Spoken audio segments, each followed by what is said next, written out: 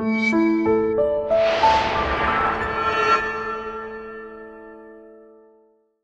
take it back. I take it all back. Bran can stay and just warg forever, and then none of this will have ever happened.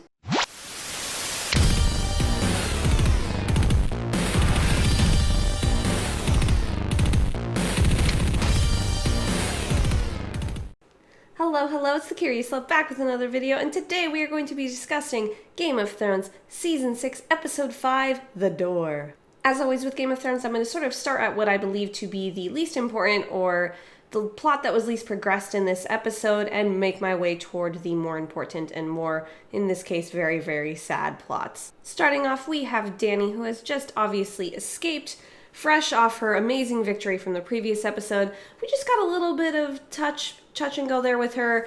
She had a discussion with Jorah, which was very sweet, and I'm sure a million shippers were very happy about that one. It's nice to see that she is willing to take him back into her good graces as long as he can find a cure, and I do hope that he does, because I do quite enjoy his character, and I think he's not done yet. I feel like he still has a lot to offer Dany in the trials to come.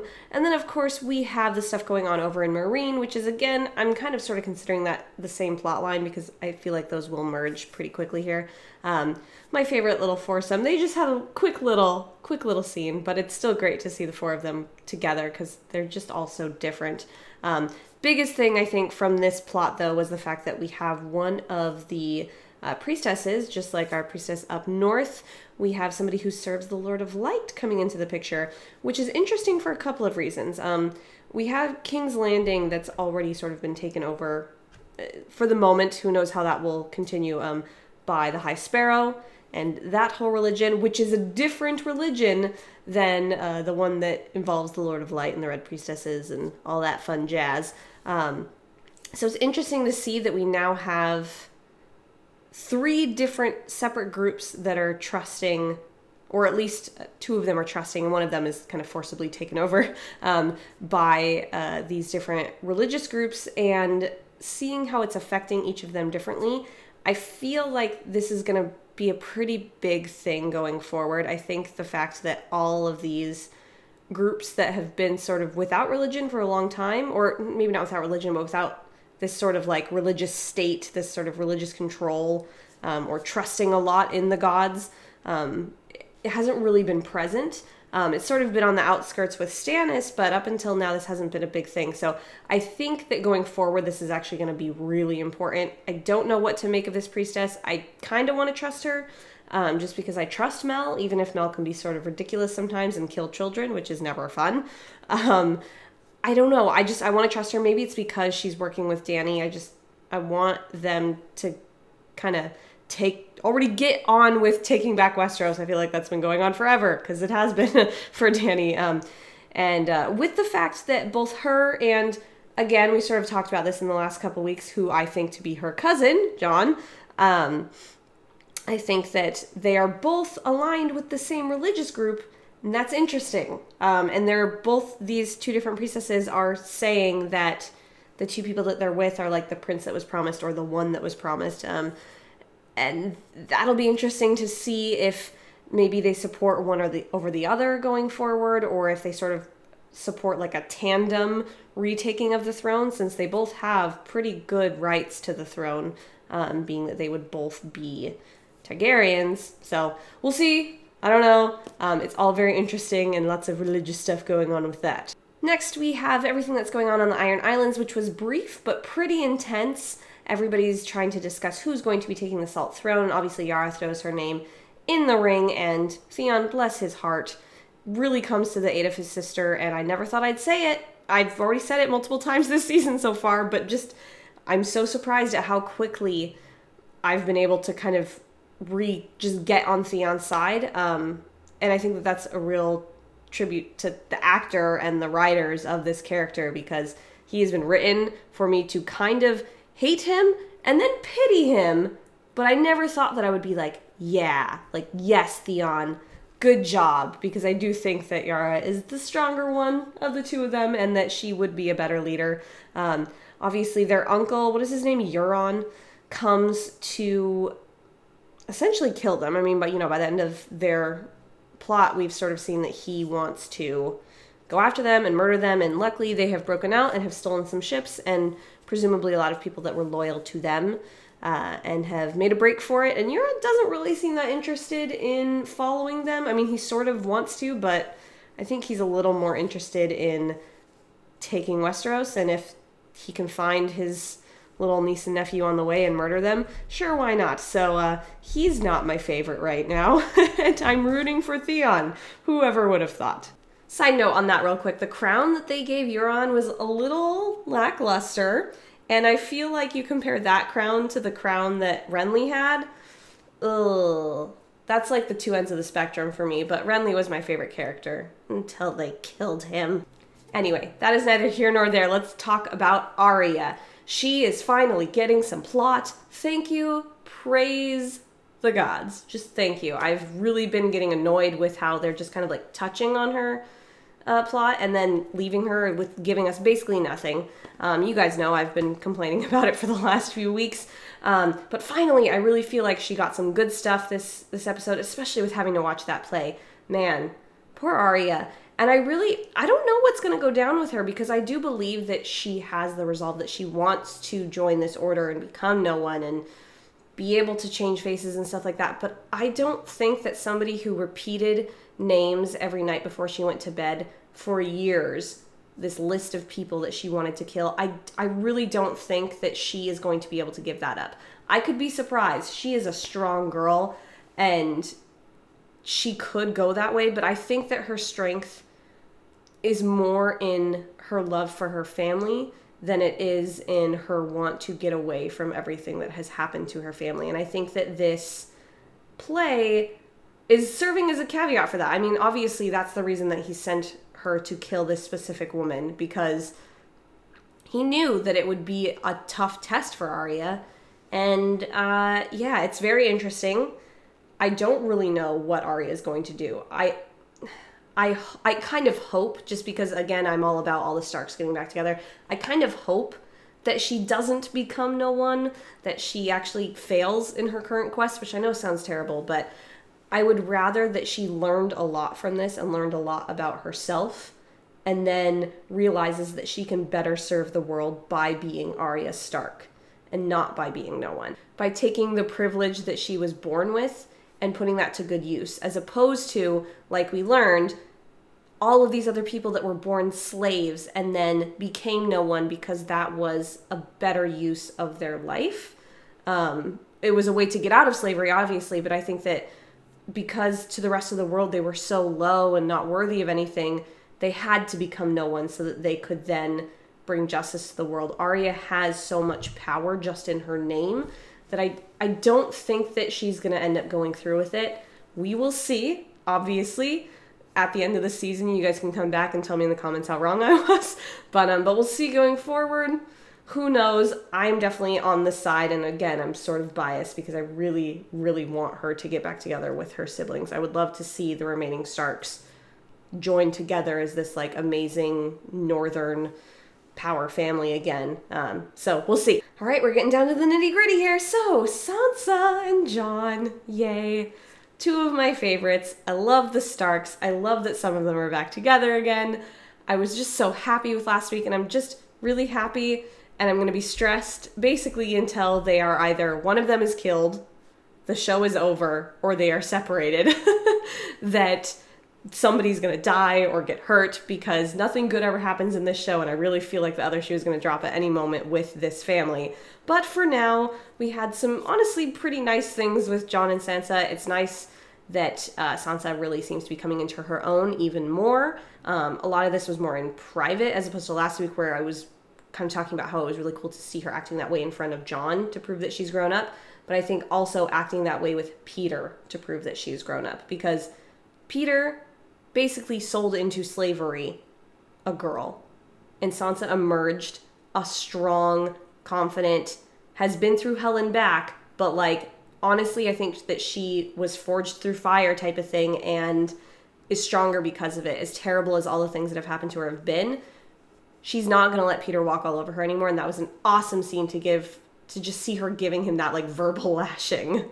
Jon and Sansa had a scene where they were sort of just talking about how they were going to take back Winterfell with Sir Davos, which was interesting, but I don't feel like there's a ton to talk about with that scene. I'm more interested in the fact that Sansa sent Brienne to go get that army from Riverrun. So I don't know that I necessarily trust that, being with how the message was received, that we can trust that info.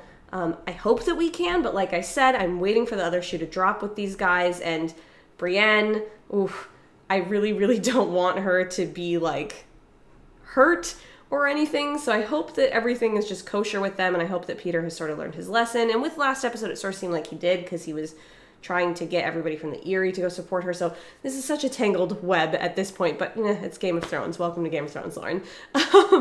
Yeah, it's hard to tell where things are going to be going with this. I am excited to hopefully see some more people join the cause of the North. I would rather see a big build-up, even if it comes crashing down and they don't take back the North, which I don't think is the case. I think that they will be able to take back the North. That's neither here nor there yet. But I would rather, even if they aren't going to be able to take back the North, I would rather see a big build-up of supporters and stuff and have that be a big battle for them than to just have it, like, turned down at every turn and, like, the stuff with Riverrun falls through and, like, this person betrays them or whatever, this person dies, they're separated, all that sort of stuff. I would rather have it culminate in this big thing and fail than it just never amount to anything. Okay, the moment we've all been dreading, all the stuff with Bran, and I just need to get one little thing out of the way first before we really dive into the meat of it. I am so upset that Summer is dead. They killed Shaggy Dog last week, they killed Summer this week. I really hope that Nymeria is still out there somewhere. We never saw her die, so maybe she'll return. Maybe if Arya ends up returning to Westeros, like I think she will, she is reunited with Nymeria, and then Jon will still have Ghost, and no other direwolves will die. I just want to protect Ghost and just have nobody touch him or do anything to him, and he will be okay. Okay, me obviously being a dog person aside, this was crazy. So a lot of stuff happened with Bran this episode, and like I said at the beginning, I'm sorry that I ever wanted him not to just be warging the entire season, because bad things happen when I get what I want, so maybe Arya should just stay in Essos forever and she will be okay, because obviously when I want things, people die, including Summer, and also sadly Hodor. Man, who thought that a character who literally had one line just repeated over and over again for 6 seasons, well, he wasn't in last season, 5 seasons, would be so beloved, and wow, just all the ramifications of everything. I mean, we already sort of knew, just to stop being confusing, we already sort of knew that Bran could kind of interact with the past. I mean, he shouted, and his father did turn around, so that's interesting and weird. So we already knew that that could happen, but the fact that Bran was in between kind of being aware of, like, the real world or the present, and then the stuff that he was warging with in the past, and that he was simultaneously able to warg into Hodor was crazy. And I feel like even though they didn't necessarily show us this, that this had some implications of Hodor having, like, seen his death and maybe even experienced it and felt it, and that drove him crazy, or it caused just massive, like, shutdowns in his brain to make him what he is, the Hodor that we know and love and miss. And that's so sad that he went through that, and that it was all Bran's fault, and Bran is always too eager and he never listens. And I feel like he should know, he should have learned better by now, because he can't walk because he's too eager and never listens. And now one of his closest allies is dead, and his direwolf is dead because he is too eager and won't listen and warg when he's not supposed to be. I mean, I can't blame Bran that much, but I'm a little upset about Summer. I'm really upset about Summer, and I'm a tiny bit upset about Hodor. I am very sad about Hodor, but I'm more upset about the direwolf. I'm sorry if that makes me a terrible person, but the direwolves are the best, and the Starks are the best, except for Bran, because he just got his direwolf killed. Okay, let's talk about a couple people that were missing in this episode. Still no word from Dorne, and I'm sure at this point I'm the only person that cares at all, because people keep telling me that I'm really weird for wanting to know that much about Dorne, but I feel like that would have been so much more interesting than seeing Arya sit on a curb for 3 episodes and be blind, which, I get it, she had to go through that, but, like, I would have rather have seen a little bit of this aftermath of the coup that happened. There has to be more that is going on with that. If they never touch on that again, and it was just this, like, weird plot to kind of, like, kill off another Lannister, I guess, like, what was the point of any of that plot? So, I hope that we return to Dorne soon. Speaking of King's Landing and the Lannisters, we saw nothing of that plot. Which is okay. We got while it hasn't been moving super fast, I feel like it's been moving more than some of the other plots, and so I feel like it was okay to take a break from it this week, and then hopefully we'll see some of that next week, because obviously there's things going on there, and that's a very interesting plot, but there was a lot going on in this episode, so I'm glad that they didn't just shoehorn in a silly little scene just so they could be like, oh, people are still in jail. Cersei still has a bad haircut. I don't know. I have just quickly watched the preview for next episode so that we can sort of do a little bit of predictions here real quick. First of all, we have all of the stuff with King's Landing. Well, I guess that was kind of in the middle, but it took up most of the short trailer. It looks like Jaime has had enough. And obviously we saw Marjorie standing on the steps out in front of everyone, about to take her walk of atonement, or shame, ding, ding, ding, shame. And that's crazy. That looks like that's really about to bubble up next episode. That'll be exciting, I hope. Fingers crossed. No good characters die. Maybe just overthrow the High Sparrow, maybe. But like I said last week, I'm like strangely okay with him. But I feel weird about that, so who knows where that's going. We also saw some stuff with Dany, just real quick, with her saying that she just takes what is hers, which is such a Dany thing to say. So we'll see.